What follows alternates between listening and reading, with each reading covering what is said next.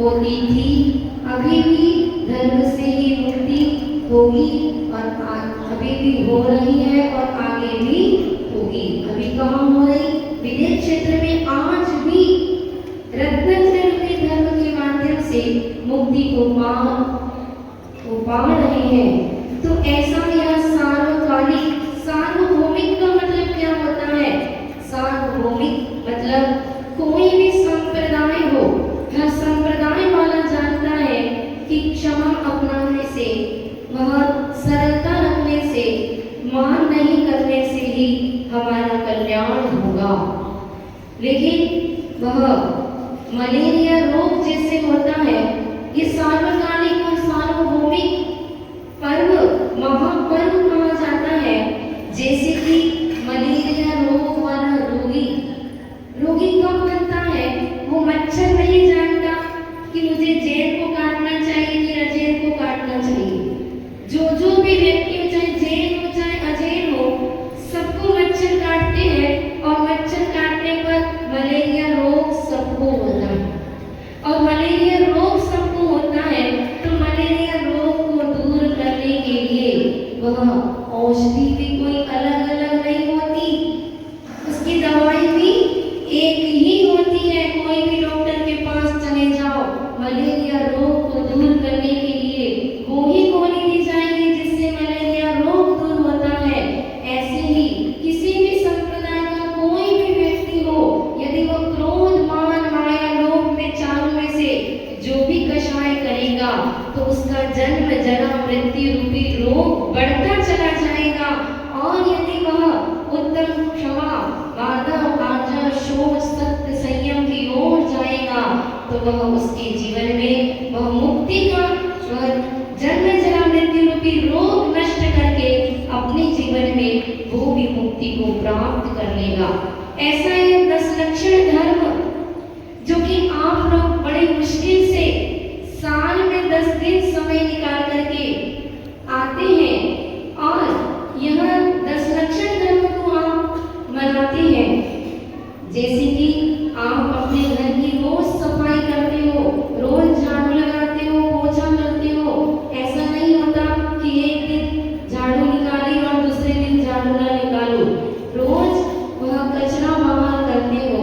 ऐसे ही 365 दिन हमें अपने मन में, वचन में और काया में जितने भी विकार है, राग, द्वेष, मोह, क्रोध, मान, माया, लोभ, ये कषाय जो हमें रोज रोज प्रभावित करती है और हम मेले हो जाते हैं, तो इनको धोने का एक ही उपाय है।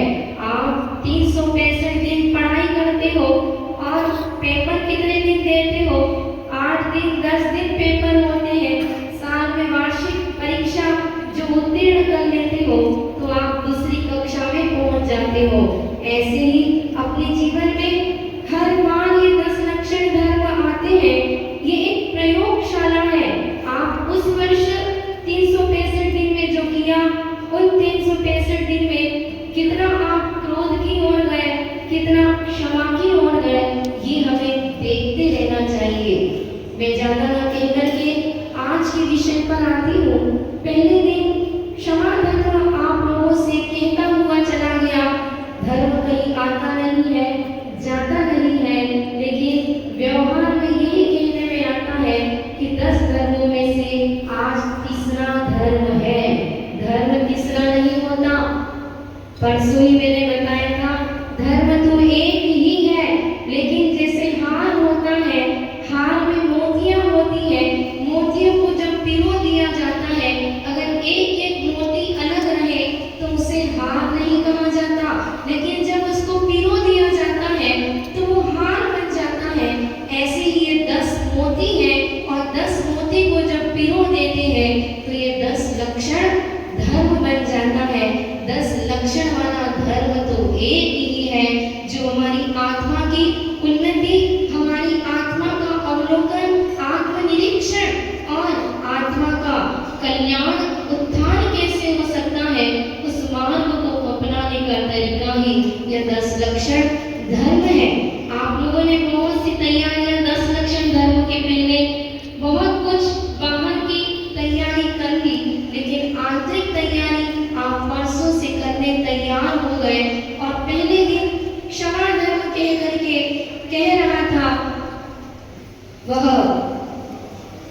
क्या घट जाता, तुम्हारी शान घट जाती कि रुतबा घट गया होता।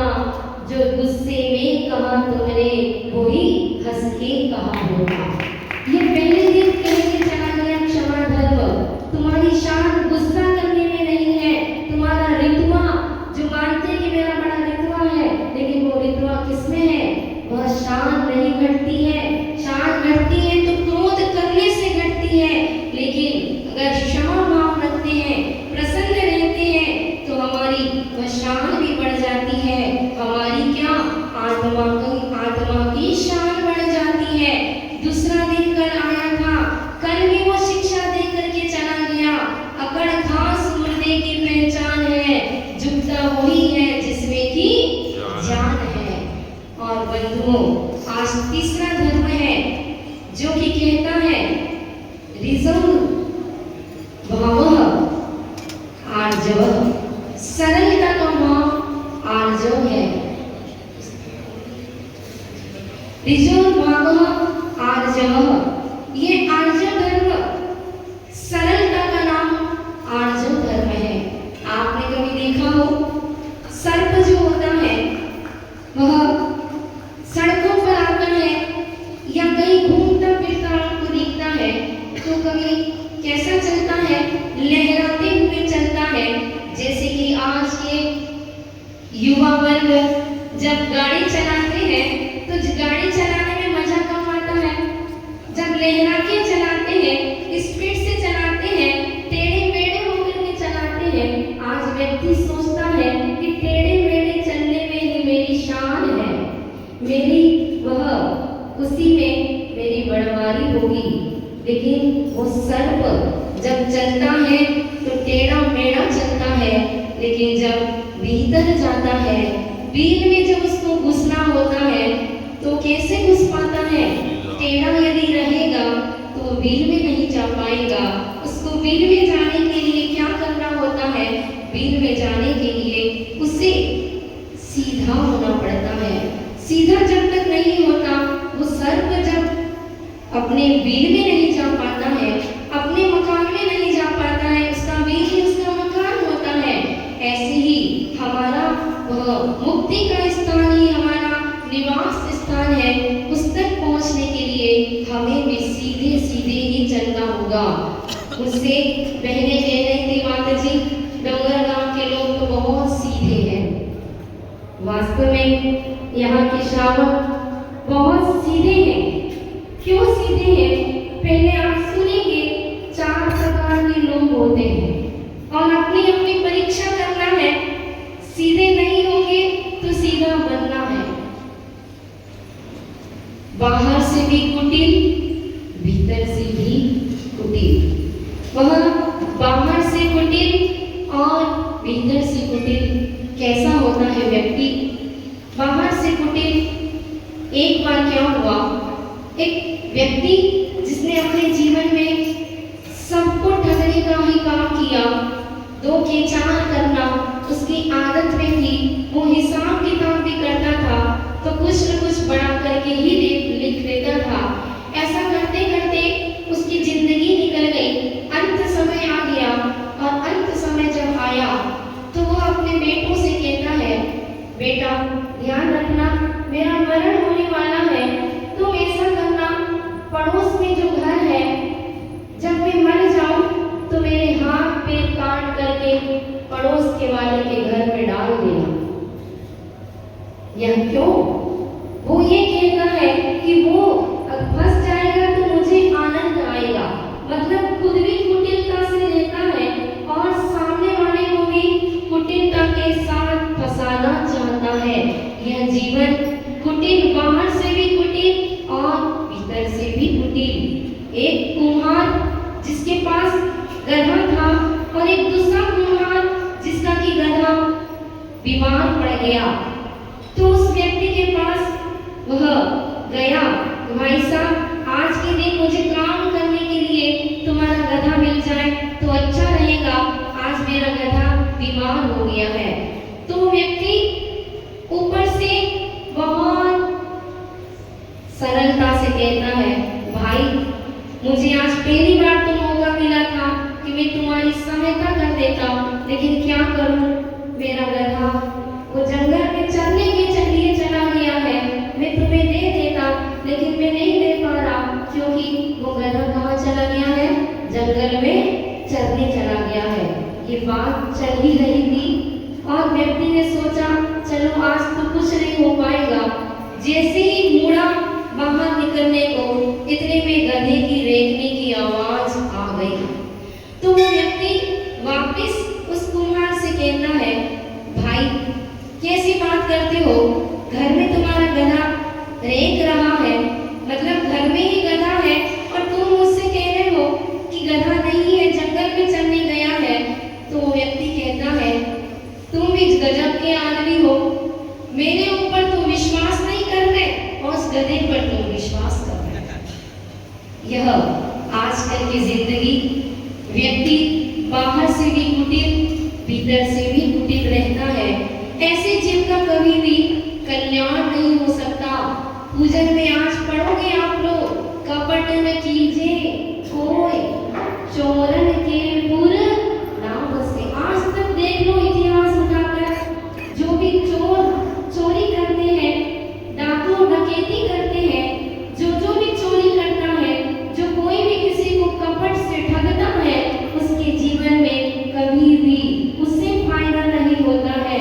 वह जहाँ से आता है वहीं का वहीं चला जाता है। चोरन के पुर ना बसे।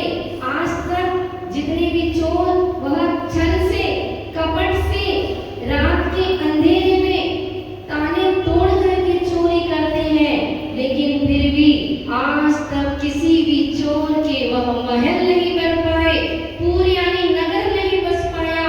इसलिए सरल स्वभावी होए, ताकि घर बहु संपदा।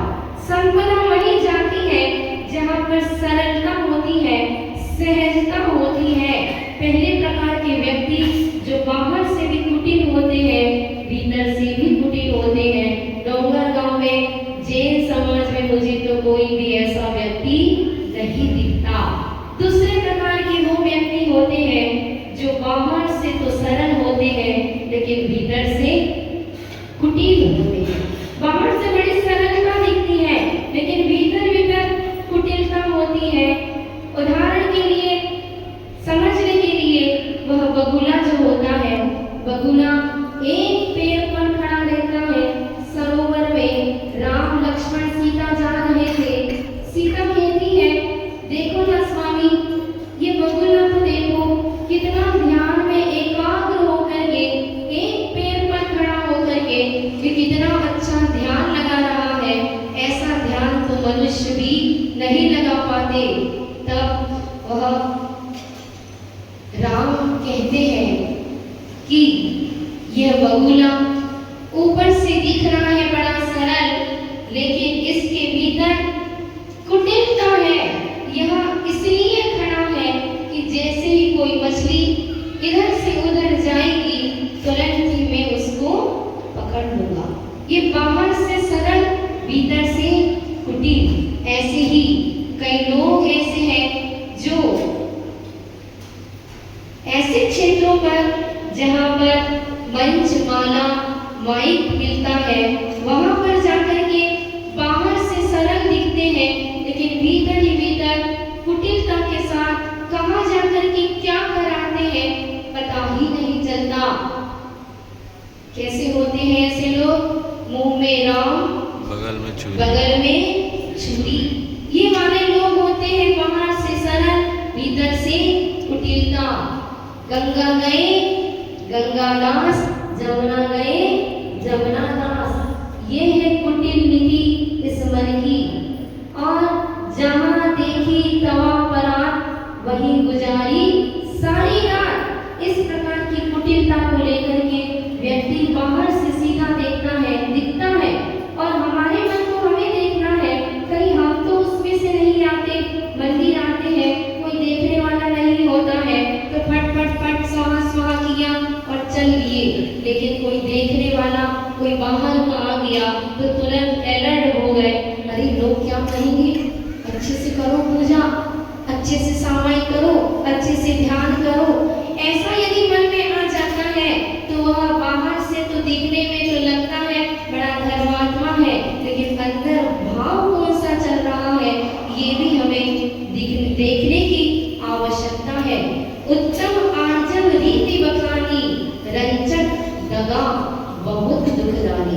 ये ठगना, किसको ठगना?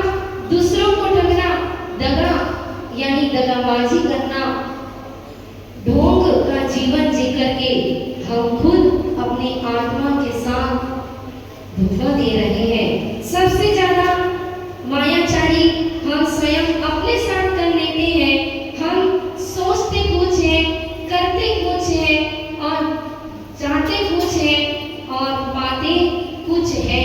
ये हमारे अंदर की परिणति हमें ही टटोलना है कि हम कैसा जीवन जी रहे हैं। ये बाहर से सरल, भीतर से कुटिल, ऐसी वह बगुला की तरह जो भक्ति होती है, वो भक्ति हमें कभी भी शांति नहीं दे सकती।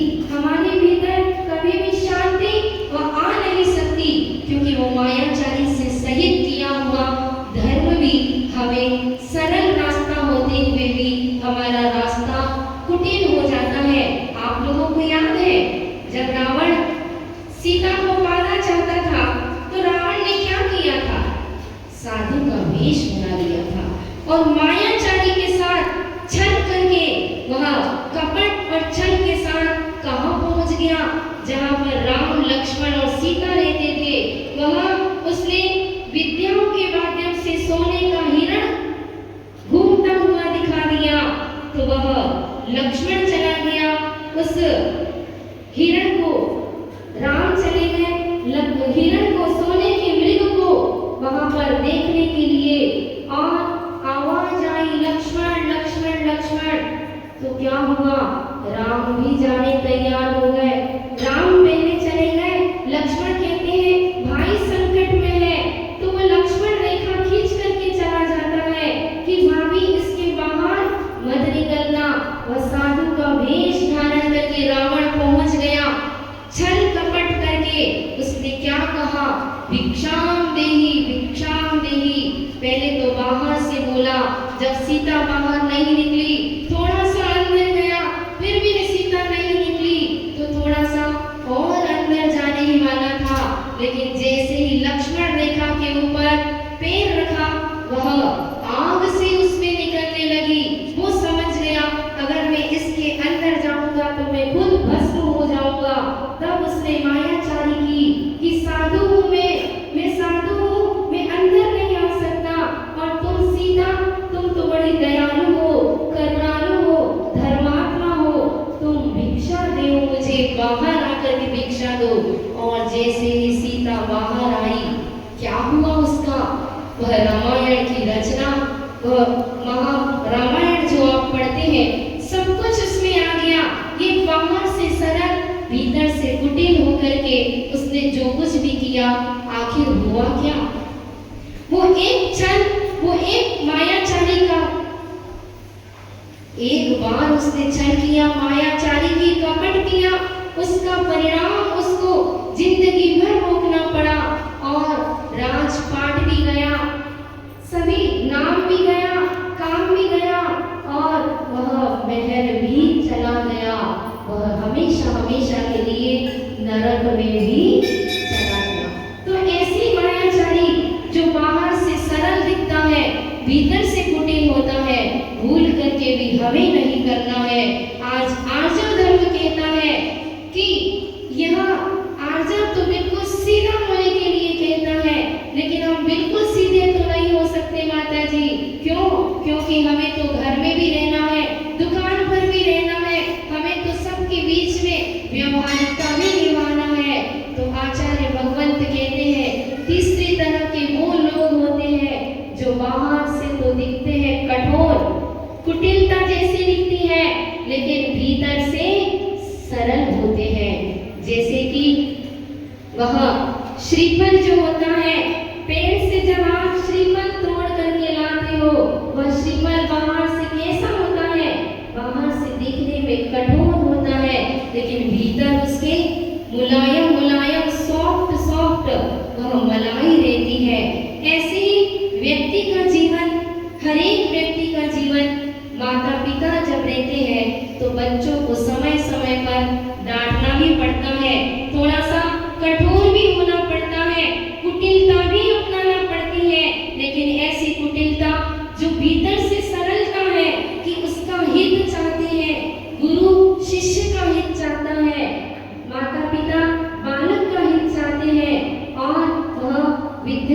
हित अध्यापक चाहते हैं तो कुटिलता के साथ व कठोरता के साथ उनके सामने पेश आना पड़ता है। सरलता थोड़ी सी छोड़ना पड़ती है, लेकिन यह फिर भी ठीक है। जो बाहर से थोड़ा सा कठोर कुटिल हो जाता है, भीतर से सरल हो जाता है। गुरुजी को आपने देखा होगा, गुरुजी अपने जीवन में समय समय पर अपने नियम आचरण को पालन करने में उतने ही कठोर, जो भी नियम पालते थे बड़ी कठोरता से पालन करते थे। लेकिन अगर कोई पीड़ित व्यक्ति आ जाए तो उतनी ही उनके भीतर से दया का भाव बाहर आ जाता था। ऐसे माता पिता भी होते हैं जो बाहर से बच्चों को डांटना पड़ता है, मारना पड़ता है, लेकिन भीतर भाव रहता है समय पर यदि इसको नहीं सुधारा तो यह बिगड़ जाएगा, उसका बिगड़ना न हो। इसलिए बाहर से थोड़ी सी कुटिलता लेकर अंदर से सरल होते हैं। यह वह कौन सी श्रेणी के कहलाते हैं? तो बाहर से कुटिल, भीतर से कुटिल, यह निम्न कोटि के कहलाते हैं। जो बाहर से सरल, भीतर से कुटिल होते हैं, ये भी निम्न की कोटि में आते हैं, जघन्य कोटि में आते हैं। लेकिन जो मध्यम श्रेणी में आते हैं वो होते हैं बाहर से कुटिल, भीतर से सरल। लेकिन उत्तम कौन होते हैं?